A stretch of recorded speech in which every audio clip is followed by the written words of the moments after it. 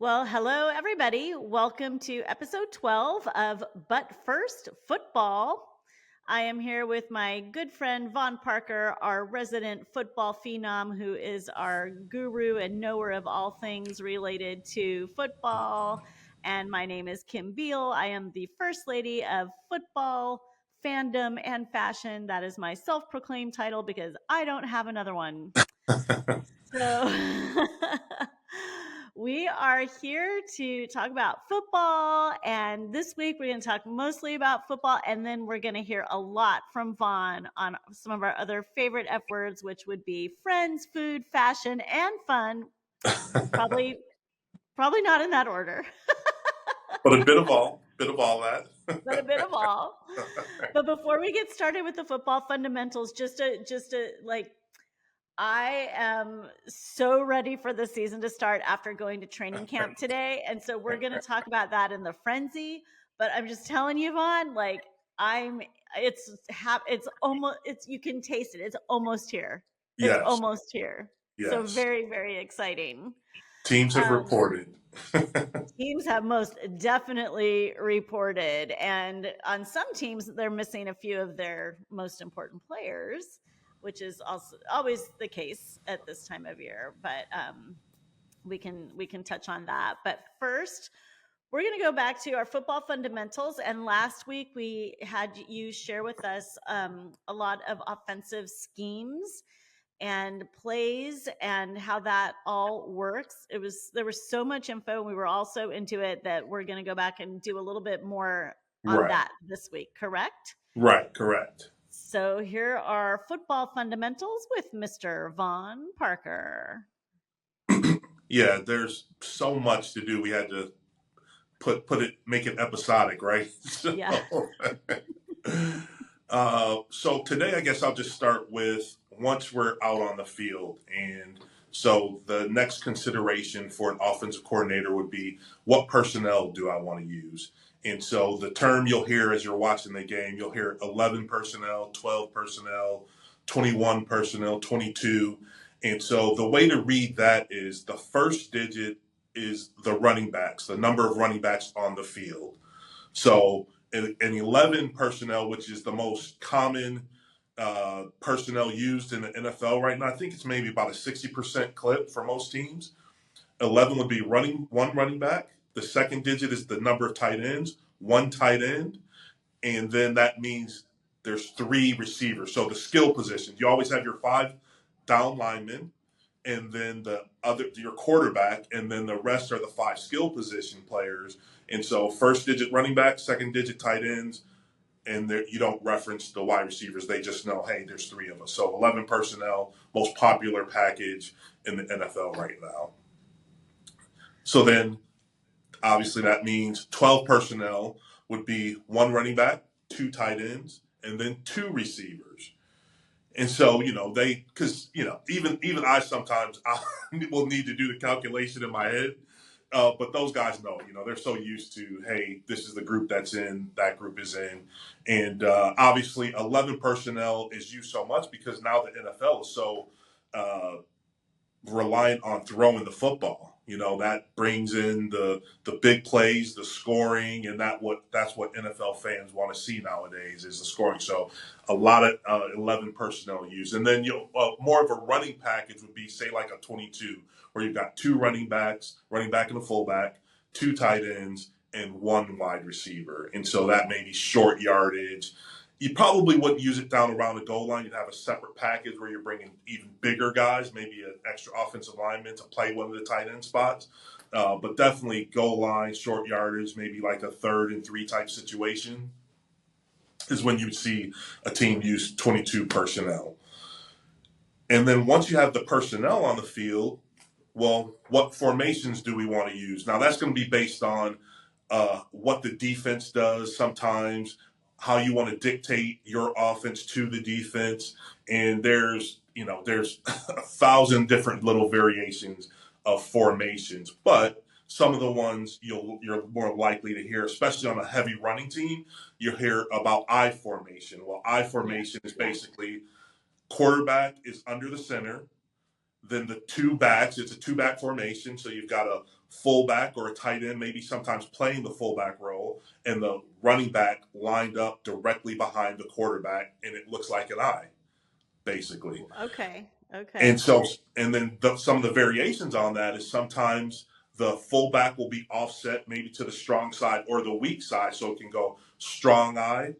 The fullback will offset to the strength of the formation, typically right. And then weak eye, he would shift to the weak side of the formation, meaning the tight end kind of follow the tight end. You can kind of guess the strength of the formation. So if the strength is right, the fullback would go to the left of the eye. He's still behind the quarterback. He's just a little bit offset. And sometimes it's just to get him a better angle. It's all about getting angles in the running game, right?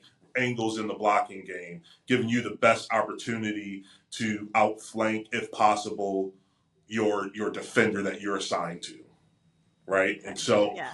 another popular thing you'll hear in 11 personnel, for example, they'll reference the slot receiver.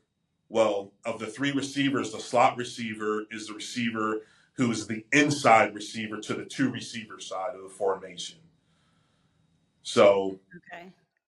he's off the ball because he does a lot of the movements and shifts.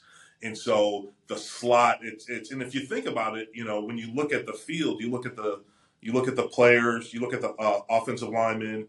He's slotted right in between the tight end. Right in between the offensive line and that outside receiver, right? So that makes sense. He's a slot receiver. Um, Trying to think of some other formations that Well, are, slot receiver, you hear that a lot. Like yeah, an I formation, you hear that a lot. yeah. So those are definitely formations that seem to be used by most teams. Right. And then off that, there's trips. So trips is just three receivers to one side of the field. And so Right. trips right, the three guys would be to the left. And then the variation of their formation, they wouldn't necessarily just all line up three in a row. Bunch is a formation variation where you're trying to cause the defense confusion. So typically it's where you see one receiver on the ball, and then two receivers directly behind him on either side, and that's called a bunch formation. It's kind of trying to cause some confusion because sometimes you'll motion in and out of that. Sometimes you'll scatter to that formation. You'll line up in one formation, then you're scattered to bunch. To the suddenness of the movement, all of a sudden you're in bunch. Oh, how are we? They've got to communicate. How are we going to cover this, right? And so Yeah. you're just trying to get that little split second of confusion. Guys get out in their routes, and that's still out of trips because there's still three receivers to one side of the formation, meaning there's one receiver to the backside of that formation, right? So that's Today another I thing. noticed in training camp the play that I noticed was when Chris Godwin and Mike Evans lined up together on one side. Mhm. That has to be brutal for a defense to see those two guys together on one side and try to figure out who's going to get it, right? How are we going to cover this, right? Yeah. Yeah. It's tough to double cover everyone. Yeah. Well, impossible, to be honest. But yeah, they give some matchup problems, which is awesome for Tampa. That's a great problem to have for them. Yeah. Let's For see. sure. And then sometimes, so the next one of the next concepts is the movements in terms of motions. So a motion is only one man can motion, and he's moving perpendicular to the line of scrimmage or away from the line of scrimmage. And he can be in motion as long as he doesn't turn his shoulders and move towards the line. He can be moving when the ball is snapped. And then Okay, shifts. so when that happens, Vaughn, so when you see the one guy in motion, Yeah. that oftentimes can draw a penalty on the defense too, right? Because they don't know who's going to be the guy in motion, and it may cause a flinch or something like that. Is that Sometimes, accurate? yeah, absolutely. Okay. And my way of thinking is that motions are less about confusion, although certainly sometimes they do cause confusion and miscommunication for defense. Again, a guy motions across the formation, they either have to bump that coverage or someone has to go with the guy, so they've got to communicate all that. Right. But motions really help make the defense have to declare. Maybe they want to disguise the defense they're playing against the offense. Well, we run a motion to make them have to declare, so we know where guys are going to be. We know whether it's zone. We know whether it's Okay. man to man. And Yeah. then the shifts, you can move as many guys as you want to in a shift as long as before the ball is snapped, they settle for 1 second before the ball is snapped. Oh my And that's gosh, just I didn't know basically, that. yes. And that's basically, you're just going from one formation to another formation. And then, of course, they'll combine them. There'll be shifts and motions on the same play, right? So it gets, as complicated, I guess, as you want it to get. And then the other thing people should probably know about that is that the five skill position players, meaning the guys eligible to catch the ball, they can put their hand in the dirt and then lift it up and move and check, hey, what did the quarterback say? Us, the offensive linemen, once your hand is down, you can't lift it. Yeah. If you lift it up, that's a penalty. Yeah. You have to be set. So a Wow. lot of guys, try to stay in that 2 point stance until the last second, see what the defense is doing, then they'll put their hand down. But typically, offensive coordinators, quarterbacks want you to, hey, get down, get up, get set, get up, get set, get down, right? But Yeah. we're trying to see, hey, what's going on, but once our hand is down, we can't lift it up back up to move or see what's going on. So at any point in time, do you get distracted as a lineman? I mean, you're so focused on who you're going to be blocking, but if there's a lot of movement going on around you, is that ever distracting? Like if there's a guy if there's a receiver putting his hand up and down, or are you just so tuned in, you're just tuned into the play and your part in it? No, you're pretty focused on what you're doing, and it's rare that your own movements and shifts will cause you any problems. It's the problems are the defense when if it's a defense who likes to disguise things, and maybe a guy lines up on your inside eye, and then all of a sudden right before the snap they shift to your outside eye. Well, why is he doing that? He's not. Defenses are all based on gap coverages. A guy has a responsibility to cover a certain gap, so if he changes from an inside eye technique to an outside eye technique, well, he probably has that gap. So someone else is going to fill that. And based on the play and your responsibilities on that play, it could change your blocking assignment. Right. Okay. Yeah. Okay. So that's all the kind of the pre-snap stuff and how we get to certain plays. And then obviously moving the ball down the field is you're either running the ball, you're passing the ball. And so the concepts there are just basically you'll hear a lot of inside run, and it's sometimes if you want to get into the weeds, maybe it's okay to know whether it's a counter play, an off tackle play, a dive play. But basically, the main concepts to understand that will really, I think, help people is inside run, outside run, maybe off tackle is kind of maybe that in between the inside run, outside run. So inside runs are typically maybe sometimes you run them to your fullback, short yardage type plays, but often you want to run inside runs with the back because it allows him to just read the hole. So a lot of the inside runs, it's zone blocking for the lineman, meaning we don't block a man as much as we block an area. And so whatever man ends up in our area, we all step in unison to the play side, and we try to drive, get movement. There's position blocking, and then there's coming off the ball and trying to get movement. And that's what offensive line coaches want you to do, because you never want to dictate the hole to the back, right? Meaning you never want to position your body, put your butt in the hole and say, hey, you have to come here because there's colors showing that. As Joe Bugle, my famous offensive line coach, used to say, you don't dictate to the good back. Let the good back pick his own hole. And so you want to drive, get movement, and they'll read your steps, because defensive linemen, if you're moving, they don't want you to outflank them. So they'll kind of mirror your step. They'll help your block, actually. And so you want to lock on, get movement, and let the back read it, and he can end up all the way behind you. Those cutback plays, a lot of those are zone inside handoffs where the back's just reading the steps of the lineman, and his job it's called pressing the hole. And that just means I know you see it, but let the defense come to you, help your blocks get set up, then you make the cut back to the backside, right? And it's some of the most beautiful plays you'll ever see in football is when that back takes that ball, runs it, and cuts it back for a big game. And then, obviously, contrary to that, is the outside run. And a lot of the ways you typically that offenses get to the outside run is you'll see them pitch the ball. And that just, again, that gets once the defense sees the ball pitched, they're running. Like hey, this is not an inside play. We're running to our assignments. And so that gets them moving. Again, it helps the offensive linemen get a fit on their offensive line. And one of the things that will sometimes be used with getting that outside zone. So it's called the alley. The tackle box is for the inside. I should back up. For the inside run, the tackle box is obviously tackle to tackle, kind of tight end a little bit, right? And that area in between there, that's where inside runs go.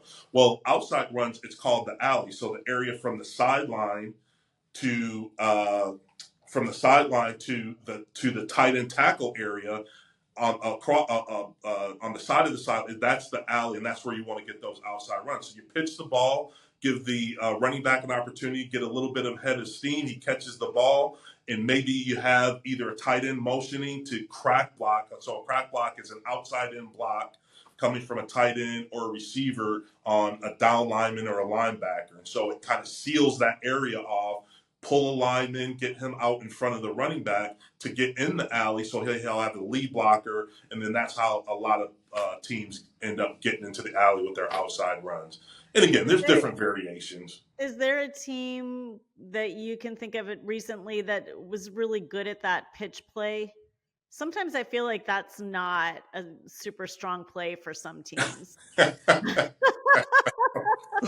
well, that's the thing. Every team has their strengths, and we always looked at it. Hey, here's the 5 or 6 runs that we have to make work, no matter who we're playing, no matter how tough.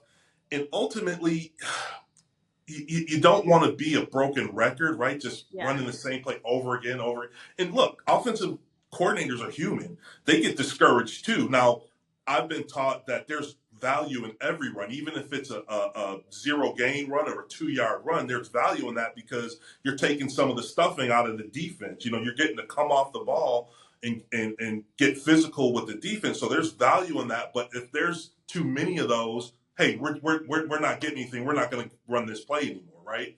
And then that discourages us because we don't, trust me, the worst thing an offensive lineman wants to hear is, hey, we're going to throw the ball 70 times today, right?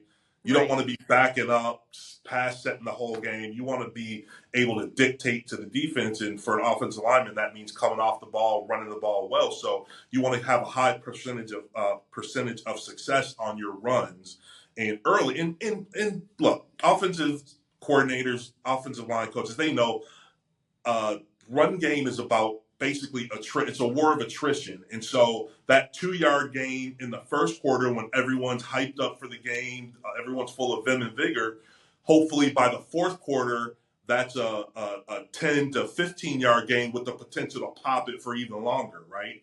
So because you want to wear that defense down time after time. It's like, so people think of offensive line as being a hand because there's 5 of us. Well, Joe Bugle used to always say, look, it's a calloused hand. You got to be callous, right? I mean, it is true. You got to, hey, I'm going to hit you over and over and over again until either you quit or I decide I've had enough, right? Like that's what it is. It's the ultimate test of wills. So is there a lot of trash talking between you guys on the lines, the both lines, or is it dependent kind of on the rivalry or the individual? Depending on the were rivalry. you a trash talker? Actually, were you a trash talker? I don't see it. I was not. I was always just trying to make it. I'm like, I'm too tired to waste my energy talking trash. You know who talks trash all the time? Is the receivers. They're talking trash to the deal, and it's never to their guy. It's always they're talking trash to the defensive lineman. I'm like, do not get that man riled up. Because you know what? Who's the worst trash talker you ever encountered? John Randall famously was a famous trash talker. We used to play them pretty regularly during the preseason. So it was just for a couple series, right? Because he'd get his plays and then he'd get out of there. But we did play him regular season. Some of the Pittsburgh guys back in the day, like the Brenton Buckner, talked a lot.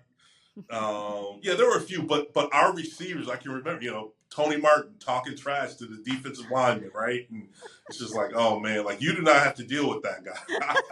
we got to deal with it. But there were That's certain funny. guys back in the day you just didn't want to get robbed. Chester McLaughlin. Chester Yeah. knew Chester knew he could make his handful of plays in a game and he was going to make the Pro Bowl, right? Because he was just that dominant. And so you never wanted to get him upset and really like wanting to prove something. You just wanted Chester to be nice. So don't talk to Chester. Just go talk to your guy. That's funny. I like Yeah. that. So the running game, I mean, I was telling you how last year it was a little frustrating as a Bucks fan that we seem to have such a predictable play call. Like it was running on first down, running on first down, running on Yeah. first down. But I definitely, I get it. I understand it a little bit better now. Um, and to your point, at the beginning of a game, a couple of yards, that's a good run. Like a Yeah. 2 yard pickup is a good run. And I mean, we really at last year we were struggling so much on the run. Any pickup I was happy with, right. but it did feel a little repetitive. But you also said how it's such a pass happy league now, and it is.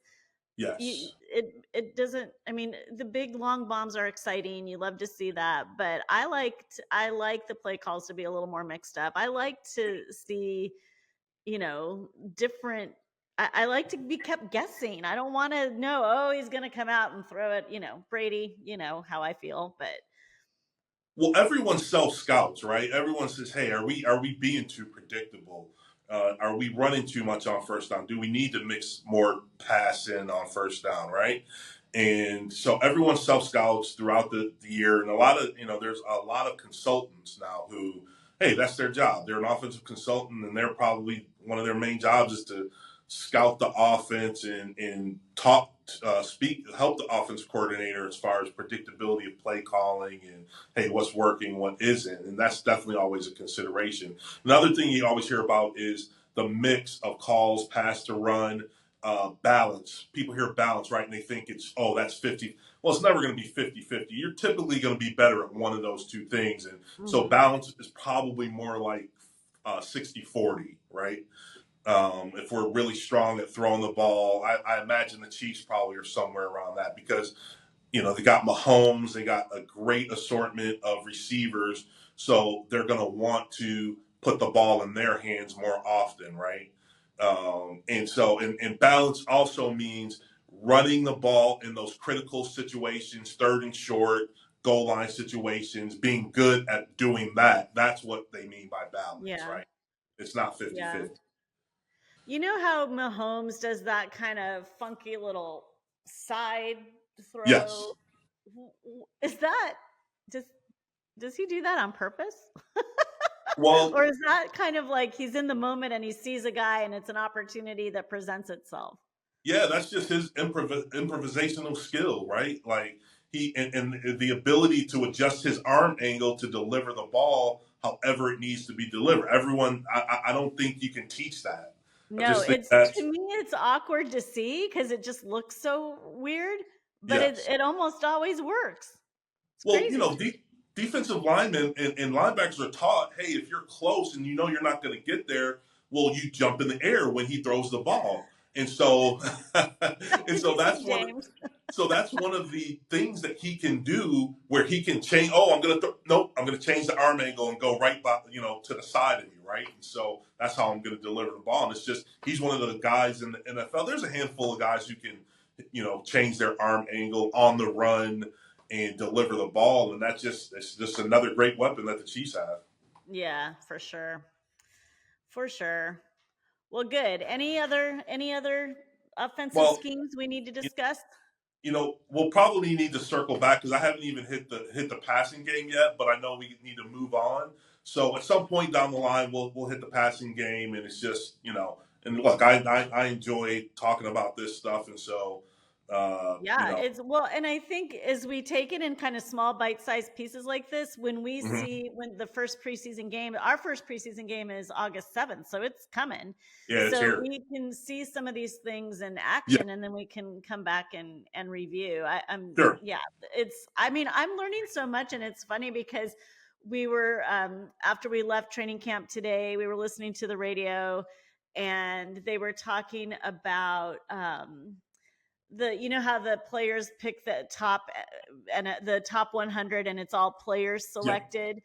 Well, Yeah. they were talking about, and you have said this on our podcast, so I was like, I really recognized what they said was, a lot of these guys, they don't know, like, how can you put Tristan Wirfs at, number 84 as good as he is? Well, a lot of these guys, they're picking their friends, and let's face it, they don't know, because like you have said, you are in your zone, you Yes. are in the O-line room. Yes. You don't always know. You're focused on your role. So Right. yeah, they talked about that, and we learned it here on our podcast, but first football. So we know that's true. So yeah, every week, good stuff, Vaughn. Good. Good stuff. So we'll move into football frenzy, and we're going to talk about training camp. So I'll just tell you a little bit about today. First of all, when you go to a training camp in Tampa, they always give you a Oh, nice. towel, because Okay. trust me, you will need it. It was warm, So huh? this is today's towel. And I didn't think it was that bad today.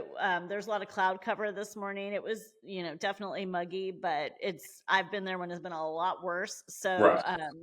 so it wasn't terrible, but you go in and, they have the mini pirate ship. They have, Captain Fears around. Like it's just it's a fun environment, but they also have some bleachers under tents, and it's just so awful in there. It's like really hot in there. So we stood out behind one of the goal posts. We just stood the whole time, but we got to see a lot of good stuff. And I think for me, it was just like such a great feeling.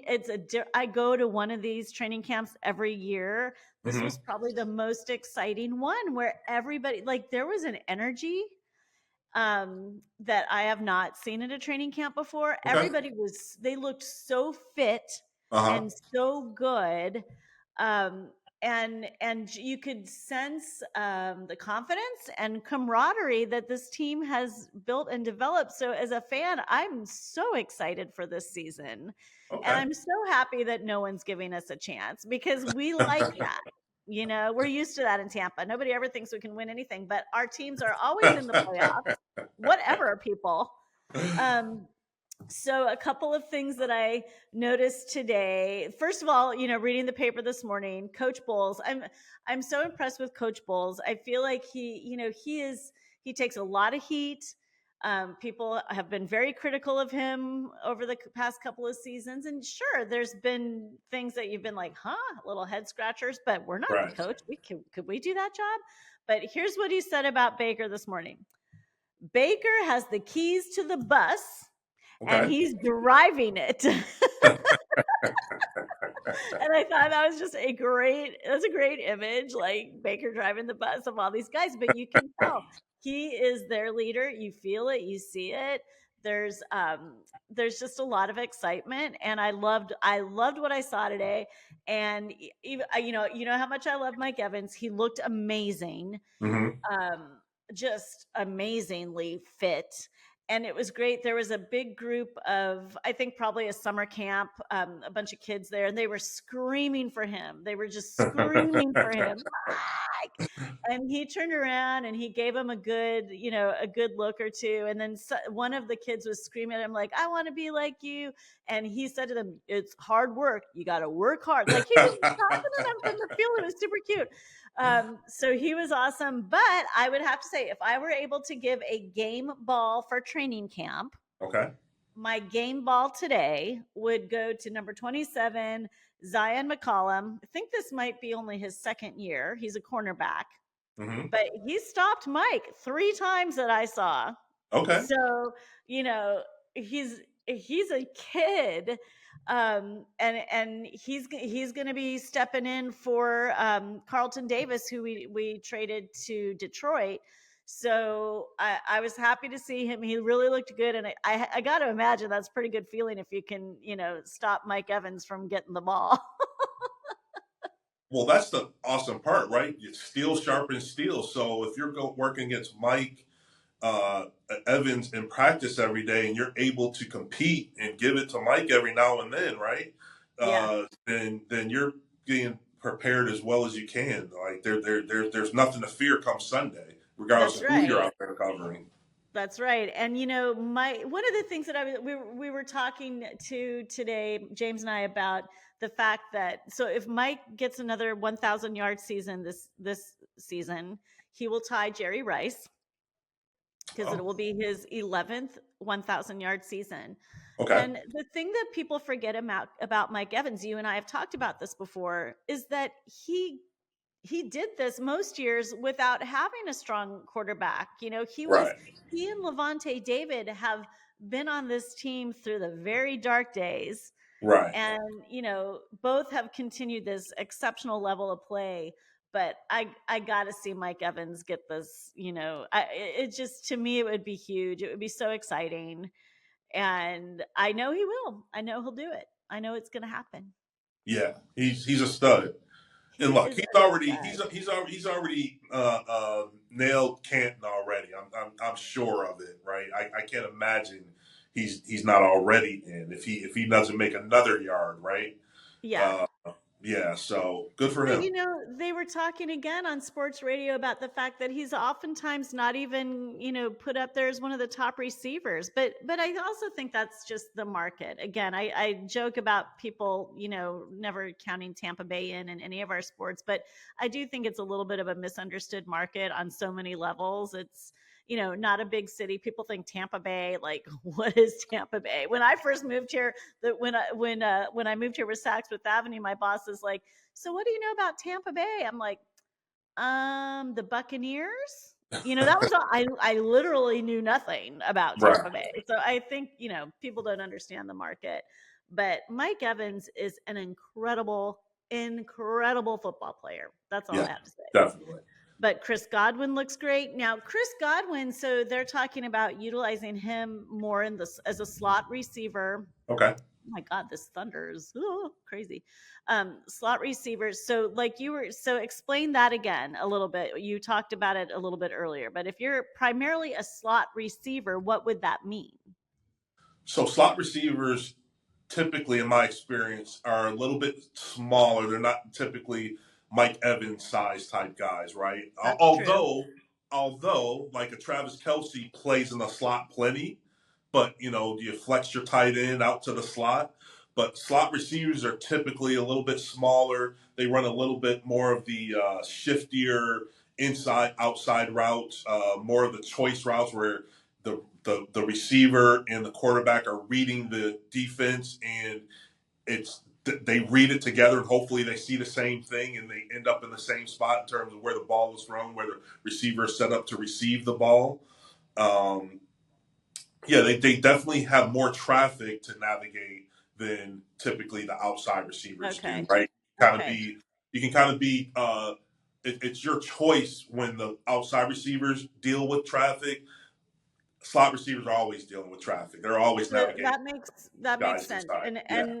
And last year, apparently he wasn't really being used in that way, which now that I understand, he wasn't, and it was a Right. missed opportunity because Right. he's really incredible. He's a very gifted athlete. So he's also a great guy. He has a foundation. He loves animals, so he's Okay. all about saving animals, which I love too. Um, but yeah, it was awesome training camp. I mean, I was just so excited. I was so excited. I'm just like a little kid, and this little kid was next to me, and he was like trying to yell at all the players. I'm like, I'll help you. He's like, he was trying to get Rashad White. He's like, Rashad. I'm like, Rashad. And then Rashad looked over and smiled at the kid. And Right. I'm like, dude, you saw that? He just smiled at you. He's like, yeah. I go, that guy, and I do believe this Rashad White is going to have a breakout year this year. I'm putting it out there now. I think this is his third year. He looked great. He is an incredible athlete, and generally has a great story. If you don't know it, he was homeless for a time when he was at ASU. Very humble, very cool guy, and I predict breakout year for him this year. I'm just saying he's gonna make some touchdowns for us. He's gonna be He's going to have a good year. I feel it. I How do. how many fans do you think were out today? Oh my gosh. I mean, I would have to say 1,000, maybe. I guess I wouldn't even know. I'll find out. But they had it. We didn't go inside at all. I told you they do have an indoor facility. We Uh didn't go huh. in there at all today. Okay. So it was four canopies with bleachers, 5 or 6 Yeah. levels, and then us standing on the outside. So I mean, Okay. it was definitely a fair amount of people. Right. And oh, the other good thing that I wanted to mention is we don't have anybody holding out. Even Tristan Wirfs, who is trying to renegotiate his contract, and we have to. I mean, he so well deserved whatever that guy gets. He was Right. there. He's working. I mean, just that the camaraderie that you feel. It's so exciting. I mean, sometimes that's the difference maker when you the team is look, any job, no, everyone doesn't have to like each other, but the teams that can, like, it's better if you can like each other and play for each other, like that can make up for if you're not necessarily the most talented team, right? Yeah, So yeah. yeah, I good for think. them. I mean, and everybody talking about Atlanta winning the division. I just don't see it, but I guess time will tell. But I love our organization. So proud of Coach Bowles. I'm so excited to see what happens. And when you're here in September, for some reason I thought we were not playing at home that weekend, but we actually are. Oh, Um, okay. yeah, so maybe we'll have to consider. Oh, and on on Raymond James, they have these huge four corners of the stadium. They have these huge paintings of players, and it used to be Brady, of course, um, Mike Evans, Devin White was on it for a while, Vita Vea last year. So I saw the new painting, two of the new paintings this year, only on the one side of the field, Right. and it's Antoine Winfield Jr. Okay. So best safety in I the know. game Right. for sure, for sure. And Chris Godwin. So I'm Okay. thinking I'm going to drive by it sometime this weekend. And on the other side, I'm pretty sure it's going to be Baker and Mike. Mike. Oh, Yeah. wait, I'm sorry. It wasn't Chris Godwin. It was Levante. So defense on one side, Levante David and Antoine Winfield. Antoine. They're Yeah. giant paintings of them. So Okay. Cool. yeah, yeah. So that was my Very cool. day. It was a full day. It was a full day. Happy, happy, happy, happy day. Yeah. So, any other things standing out to you in training camp? I know the Cowboys are they got to be. What are they going to do? CeeDee Lamb is not reporting. I mean, they got to take care of some of these contracts. Like I said, I think we talked about a couple of weeks ago, like that window, once you let everyone else start. It just so happened this was a year where guys were up, and then you look at Philadelphia, and they decided to do, I believe they did A.J. Brown early. Yeah, they did. But anyway, enough contracts got done where CD's like, look, I'm not taking less than that guy, right? So the price is up, and so that's the disconnect right now, where Dallas is saying clearly that we don't want to pay you like these guys more than these guys, but when you're next in line, you're just not going to take less than. So it's they, to be honest, they bungled it is what they've Yeah, done. they did. Yeah. Yeah, they did. Because Um, once you identify this is our guy, we want him back, get him done early, and then you do get a little bit of a discount. Even if he's not giving you a discount in terms of saying, I'll take less, just the natural discount in that we're getting him done before the next three guys get their deals done, right? So, yeah, yeah. yeah, So, I'm not sure so what their strategy was. They didn't sign very many. It felt like impact. They got Kendricks from the Chargers, who, he's a Bruin, so I'm always happy about that. But other than him, it didn't seem like they signed very many impactful players. No, it seems a little bit of a mess. That seems to be the one that's having the most issues with holdouts. I'm trying to think, was there anybody else that was holding out of camp that has started so far? I'm sure there are, but There's a couple. and then the Brandon Ayuk situation in San Fran has not been sorted out yet, but I Right. don't think he's going to get what he wants. I don't see that Yeah. happening. Look, they're they're on that new system where you identify a great young quarterback. He's on that rookie deal. That way you can pay a lot of players. And I think they're looking at having to pay Brock Purdy coming up. And hey, are we going to be like, they're not going to be able to pay everyone. And so he might just be a Yeah. victim of that. Yeah. I mean, any team would be lucky to get him, but I don't think Oh, they're yeah. going to release him for trade. Well, yeah, they're not. Yeah, I mean, look, there's a lot to be played out, and look, they might come to some type of agreement. There's still time to get something done. It's just knowing that they can't pay everyone. Is he Yeah. the odd guy out, right? Yeah. And then the other thing I saw today, have you seen Joe Burrow's hair? I have.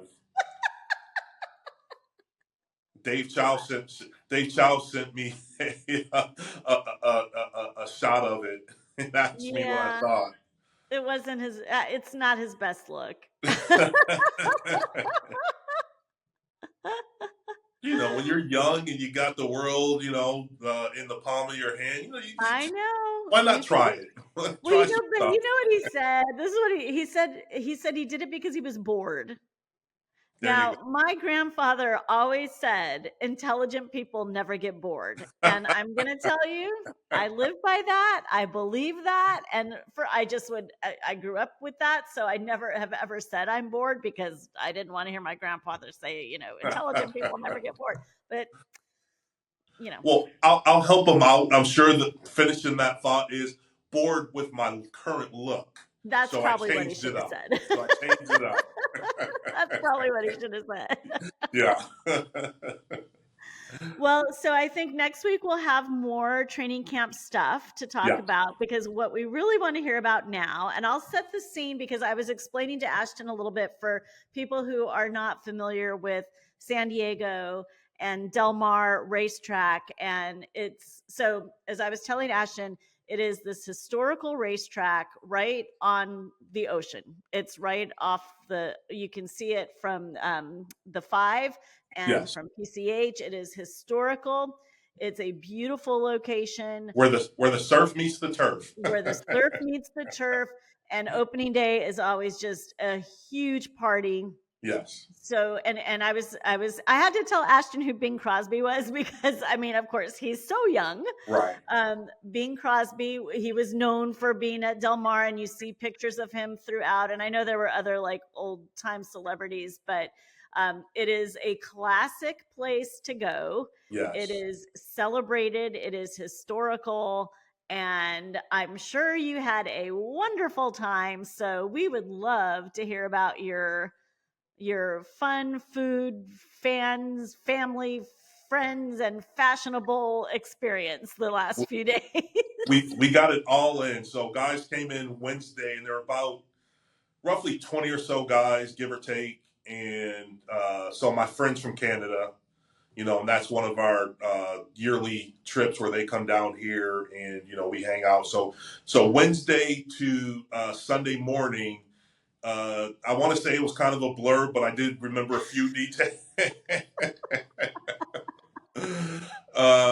Yeah, it's just when we get together, it's fun, it's food, it's friends, and oddly, one of the things we do when we get together, and we solve the world's problems because we do. We have a good mix of Republicans. We got some Trump Kool-Aid sippers. Not that they could, because none of them can vote here, but they weigh in and have opinions, right? So we got some, and then we got some guys all the way on the left, and so there's always a spirited debate as far as that. So we did some of that, barbecued all week. Paulo, the guy who hosts us and kind of connects us all, he cooks the whole time. Other guys can cook, and so those are the two things. Don't screw up the food. Anyone is welcome to cook, but don't screw the food up because you're going to hear about it. And if you're on the music, don't screw up the music, right? So, So what were some of the meals? we ate I think we had steak at least once, and so we don't so much have sit down meals as we just graze throughout the day. Oh my god. So steak all the time, and he's kind of a wine snob. So he actually this time there's a. Do you remember? Did you ever eat at Bocce's when you were out here? I know of it. I don't think I ever ate there. So this time he just picked up all the meat, all the wine right from Bocce's, and so that just kind of got us through the whole weekend. And then, but I'll tell you what though, when those guys are down, I never eat more vegetables. Right? There's always salad courses and vegetable courses, and but the proteins are obviously the stars, right? And plenty of wine, plenty of drinks.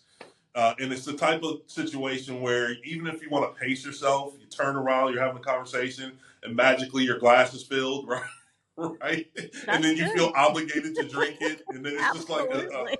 a never-ending glass of whatever you're drinking at the time.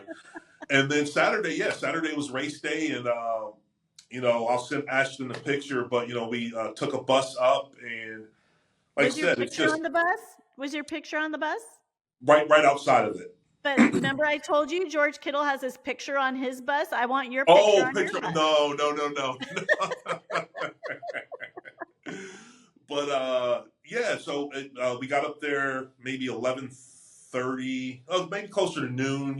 Were Races. you in the turf club or were you Yes, we yeah. were up in the turf club, and saw some friends, who I hadn't seen in a while, and just yeah, it was just a great time. All the ladies with the hats. It Yep. was hat day, so that's always cool to see. And yeah, so we just had a great time.